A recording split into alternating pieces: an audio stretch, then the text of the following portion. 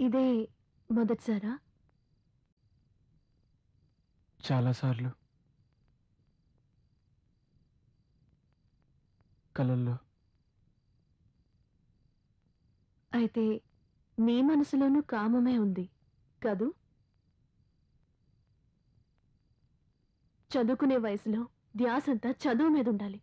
కానీ నీ మనసులో ఇలాంటి ఆలోచనలున్నాయా? నీలో ఉన్నది ప్రేమ కాదు, కామ వాంఛన. కార్తిక్, నీకు నా అందాన్ని చూడాలనుందా?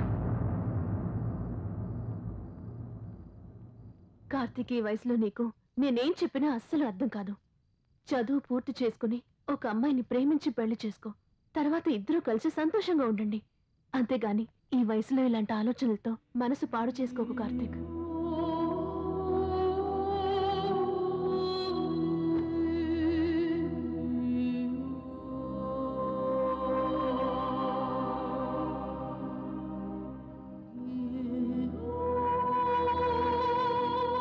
ఇంతగా చెప్పినా అర్థం కాకపోతే రా,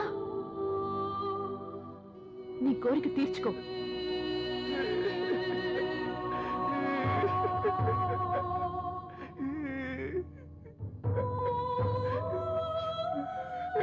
రా, ఎంతమంది సుఖపడ్డారో తెలీదు, ఎన్ని మల్లెపూలు నలిగిపోయినాయో తెలీదు, ఎన్ని రాత్రులు గడిచినాయో తెలీదు. రా రారా. రేయ్ రేయ్. అక్కడ అమ్మాయి మాట్లాడిన మాటలు జెనిఫర్ అన్నట్టే అనిపించింది.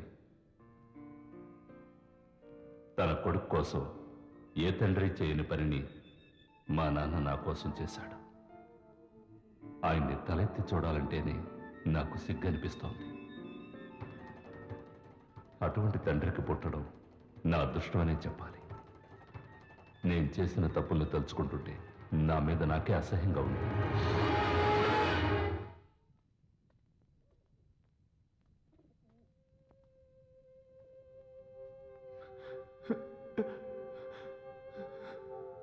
సారీ, నన్ను క్షమించు. జెనిఫర్ని నేను కోరుకోవడం నా తప్పే. ప్రతిసారి నేను క్యాండిల్స్ వెలిగించేటప్పుడు నాకు మంచి జరుగుతుందేమో అనుకున్నాను, కానీ అది జెనిఫర్కి చెడుగా మారింది. మర్చిపోవాలి, నేను జెనిఫర్ని మర్చిపోవాలి, జరిగిందంతా కూడా మర్చిపోవాలి.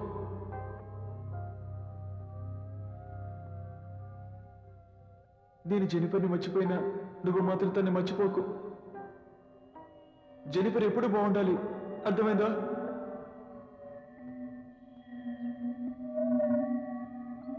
అందాన్ని ఆరాధించడంలో తప్పు లేదు, కానీ దాన్ని అనుభవించాలనుకోవడం తప్పని నాకు అర్థమైంది.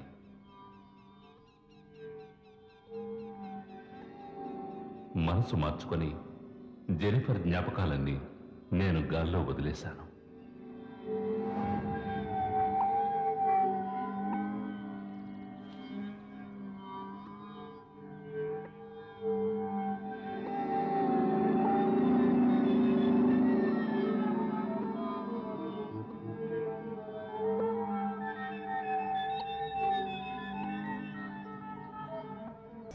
కామన్గా ఎక్కడైనా వర్షం పడితే మేఘాల నుండి చినుకులు పడతాయి, కానీ ఒకచోట మాత్రం చినుకులకు బదులు వజ్రాలు జాలువారుతాయి. చినుకులన్నీ కలిపి చిన్న నీటి కుంటలు ఏర్పరుస్తాయి. అదే వజ్రాలు పడితే మనుషుల పరిస్థితులన్నీ మార్చేస్తాయి. వర్షంతో పాటు వజ్రాలు పడే